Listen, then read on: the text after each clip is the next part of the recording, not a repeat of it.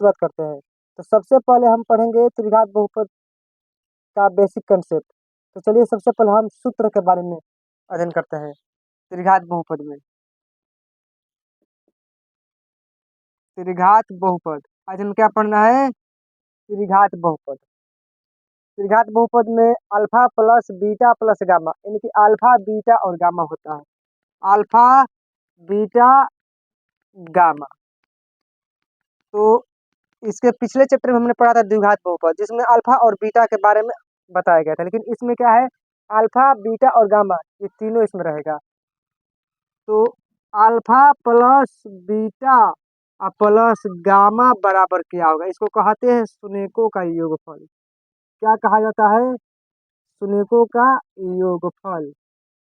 सुनेको का योगफल बराबर alpha plus beta plus gamma होता है। बराबर में क्या होगा? माइनस बी बटा ए। ठीक। अब दूसरा नंबर पर क्या आता है? दो दो करके, दो दो करके शून्यकों के गुणनफलों का योगफल।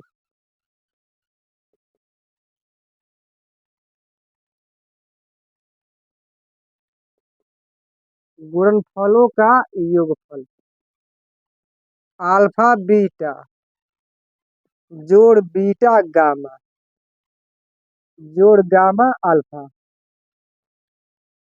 बराबर में क्या होगा? तो सी बटा ए होगा।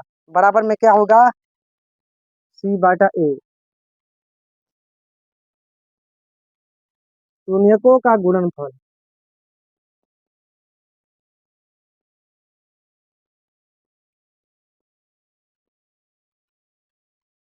बराबर अल्फा गुणे बीटा गुणे गामा, अल्फा गुणे बीटा गुणे गामा बराबर क्या होगा? तो माइनस डी बटा ए। अब आगे क्या होगा? तो त्रिघात बहुपद बराबर क्या होता है? त्रिघात बहुपद का सूत्र क्या होता है? चलिए इसके बारे में हम समझते हैं। यहाँ पर होगा एक्स क्यू होगा। क्या होगा यहाँ पर? एक्स क्यू, क्योंकि हम त्रिघात बहुपद पढ़ रहे हैं। तो यहाँ पर क्या होगा? एक्स क्यू होगा, एक्स की पावर 3। यहाँ हमारा घटाव का चिन्ह रहेगा। Alpha plus beta plus gamma, और यहाँ पर क्या होगा? हमारा एक्स स्क्वायर होगा। यहाँ पर एक्स के पावर 3 था, तो यहाँ पर एक्स की पावर 2। यहाँ पर माइनस, तो यहाँ पर हम क्या करेंगे? अब प्लस कर देंगे। याद करने के लिए सबसे आसान तरीका है, अगर यहाँ माइनस तो यहाँ प्लस होगा। उसके बाद हमारा होगा अल्फा बीटा जोड़ बीटा गामा जोड़ गामा अल्फा, और यहाँ पर हमारा एक्स हो जाएगा, क्योंकि यहाँ पर पावर में 3, यहाँ पावर में 2, यहाँ पावर में 1, खाली एक्स रहेगा। यहाँ प्लस, तो यहाँ पर क्या हो जाएगा? माइनस अल्फा गुणे बीटा गुणे गामा। ये हमारा त्रिघात बहुपद का सूत्र हुआ। यह हमारा त्रिघात बहुपद का फॉर्मूला हुआ। त्रिघात बहुपद का व्यापक नियम पूछ देगा तो क्या कीजिएगा? त्रिघात बहुपद का व्यापक नियम, जो कि काफी इम्पोर्टेंट है। यह ऑब्जेक्टिव क्वेश्चन में ये पूछा जाता है कि त्रिघात बहुपद का व्यापक नियम क्या होता है। तो ए एक्स के power 3 plus b x square plus c x plus d, यह हमारा क्या है? त्रिघात बहुपद का व्यापक नियम। A x cube plus b x square plus c x plus d, ये क्या है? त्रिघात बहुपद का व्यापक नियम। अब इसके बाद हमारा त्रिघात बहुपद से रिलेटेड कुछ प्रश्न बनकर तैयार होगा। मान लीजिए अगर दे दिया रहेगा कि शून्यकों का योगफल, मान लीजिए यहाँ पर 3 है। क्वेश्चन नंबर 1, शून्यकों का योगफल क्या है? 3 है। दो दो करके गुणनफलों का योगफल कितना है? -5 है, और शून्यकों का गुणनफल 2 है। तो त्रिघात बहुपद बराबर क्या होगा? हमको पता है कि शून्यकों का योगफल, यहाँ पे योगफल दिया है, ये वाला 3 है। दो दो करके गुणनफलों का योगफल -5 है, और शून्यकों का गुणनफल 2 है। तो त्रिघात बहुपद बराबर क्या होगा? तो हमको फार्मूला सबसे पहले लिखना है एक्स के पावर 3 घटाओ alpha plus beta plus gamma into x square plus alpha beta जोड़ बीटा गामा जोड़ गामा अल्फा इंटू एक्स घटाओ अल्फा गुणे बीटा गुणे गामा। इसी फार्मूले को सबसे पहले हमें लिखना है।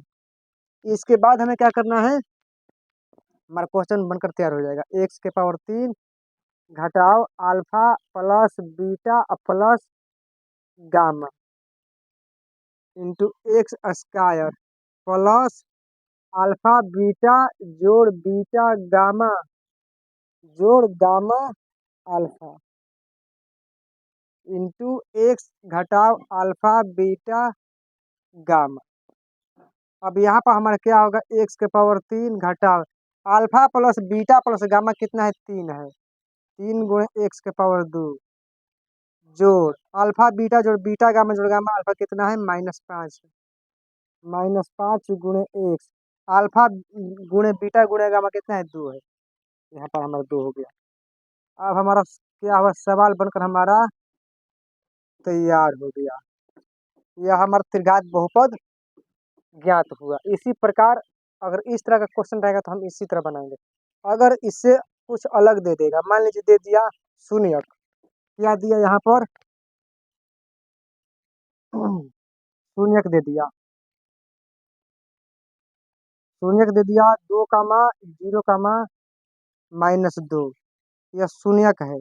इससे हमें त्रिघात बहुपद ज्ञात करना है। तो सबसे पहले हम क्या करेंगे, तो सबसे पहले हम शून्यकों का योगफल निकालेंगे, फिर दो दो कर गुणनफलों का योगफल निकालेंगे, फिर हम गुणनफल निकालेंगे। उसके बाद हम त्रिघात बहुपद पर इसको सजाकर बनाएंगे। शून्यकों का योगफल क्या होता है, अभी हमने आपको बताया, alpha plus beta plus gamma, alpha plus beta plus gamma यानी कि 2 जोड़ 0 जोड़ -2, 2 जोड़ 0 जोड़ -2 बराबर में क्या होगा हमारा, तो 0 होगा, क्योंकि यह माइनस में है या प्लस में है। अगर समझ में नहीं आया तो 2 घटा 2 बराबर 0, 0 का कोई महत्व ही नहीं है। तो शून्यकों का योगफल हमारा कितना आया, 0 आया। अब हम निकालेंगे दो दो करके गुणनफलों का योगफल। तो यहाँ पर लिखेंगे हम 2 2 करके गुणनफलों का योगफल, अल्फा बीटा जोड़ बीटा गामा जोड़ गामा अल्फा, यही होता है 2 2 करके गुणनफलों का योगफल।